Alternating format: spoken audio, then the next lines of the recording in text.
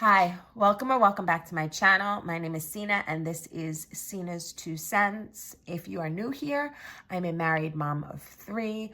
My husband and I don't share finances, but I am on a financial freedom journey to pay off over $50,000 in consumer debt. And the best way I know how to do that is to create a budget and assign all of my money a job, because I have found, at least for me, if I do not give my money a job, it will do whatever it wants to do. And that's usually gets spent on foolishness. So I hope you guys are doing well.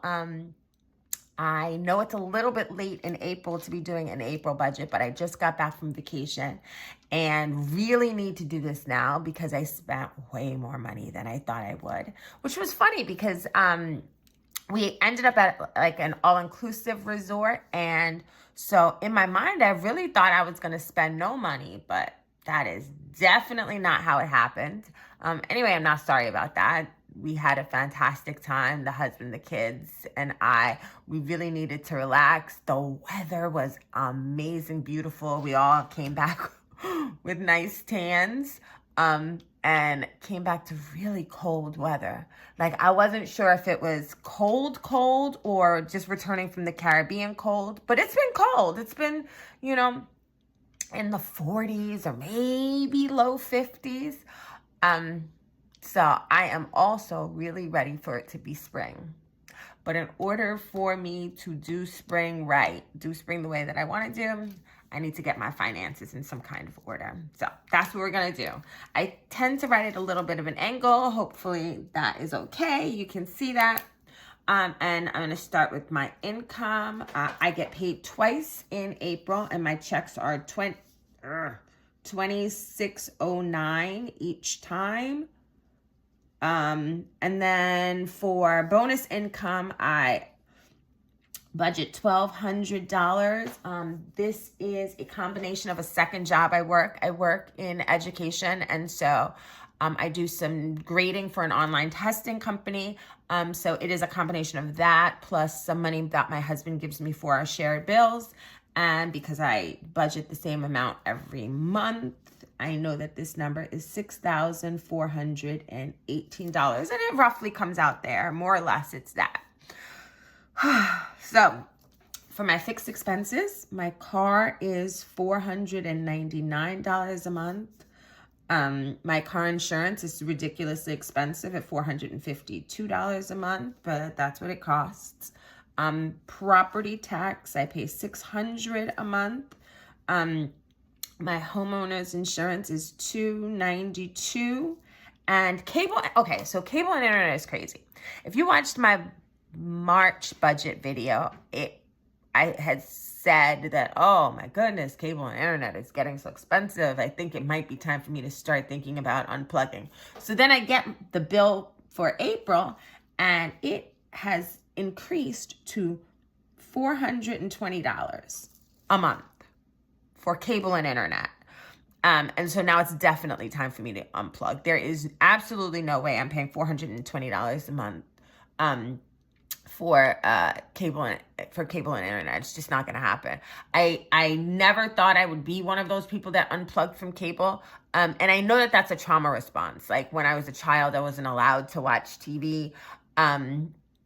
And so now I just don't like the idea of not being able to watch it, but I can't spend $420 a month to like placate old childhood wounds or whatever. It was just TV. And the funny thing is, I don't even watch TV.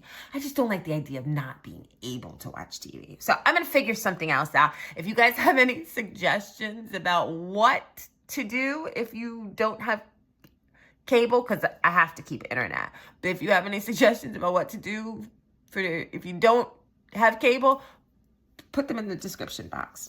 Anyway, my Amazon is $17. I spend $68 a month on a gym membership, and Apple Care is $12 a month.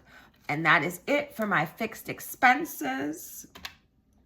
Plus 452, 600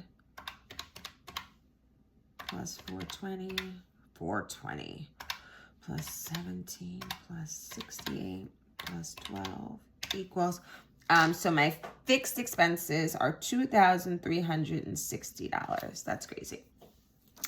Anyway, on to my variable expenses. I budget $400 a month for groceries. And I know I said that we are a family of 5, but 2 of my daughters are away at college.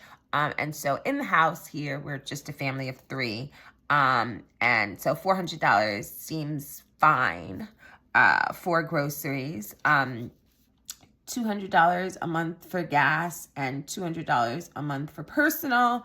I generally spend $110 a month on my kids. This is anything from my daughter wanting, the one that's at home, wanting something to go get snacks from the store, or the ones that are away telling me they need me to send them something from Amazon. So whatever. So I tend to budget $110. But the reality is that most of actually all of my variable expenses I take out in cash.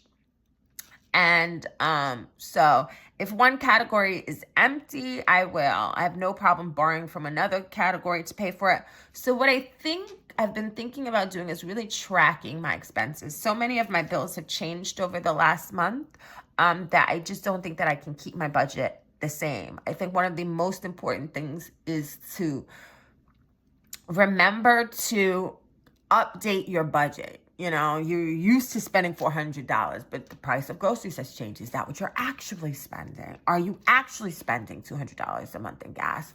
And so I am going to start tracking all of my expenses instead of just paying cash and, just stopping when I run out of cash, to actually write down everything I'm spending. So I get a better understanding of where specifically the money is going, and then I can maybe update these numbers. Anyway, $40 in miscellaneous, $100 in family fun, and $100 in eating out. This is just really grabbing some fast food or something quick on the go. I cook a lot, and then if we go out to eat as a family, my husband tends to pay for that. And then household expenses, $50. So let's see what that comes to. 400 plus 200 plus 200 plus 110 plus 40 plus 100 plus 50 equals $1,200. So, and then for savings, I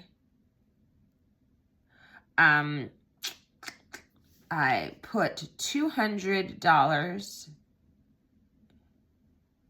in my, no, is that right? No. I'm sorry. I put $400 in my emergency fund every month. $200 with each check in my emergency fund. If you saw my last debt update, I have, I'm in the process of paying off an old tax debt. Some of that money I pulled out of my emergency fund. And so I'm really trying to replenish that money back into my emergency fund. That's why it's $400 a month, even though I'm in the midst of paying off debt.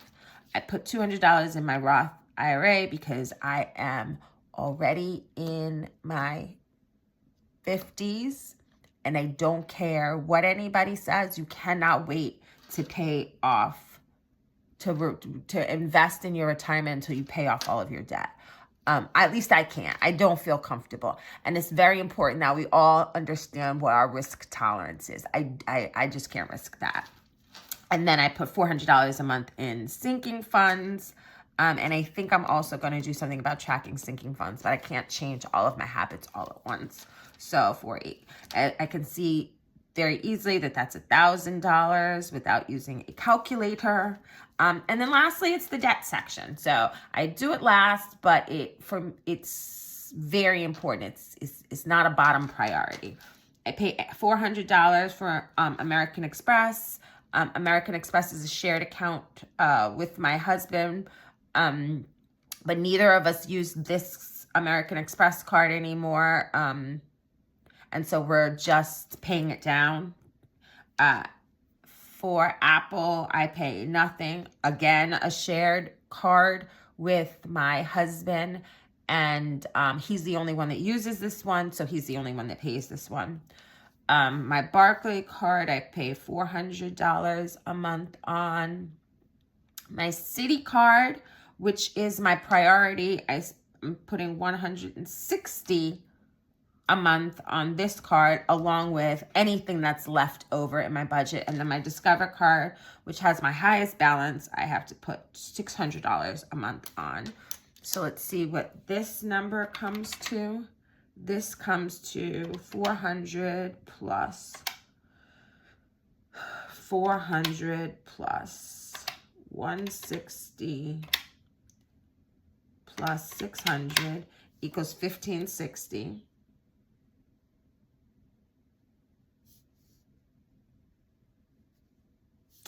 Yeah, 1560, because if I don't write it down, I won't remember that number. And so then let me add everything up. Fixed expenses is 2360, plus variable expenses at 1200, plus savings at 1000, plus debt at 1560 equals $6,120.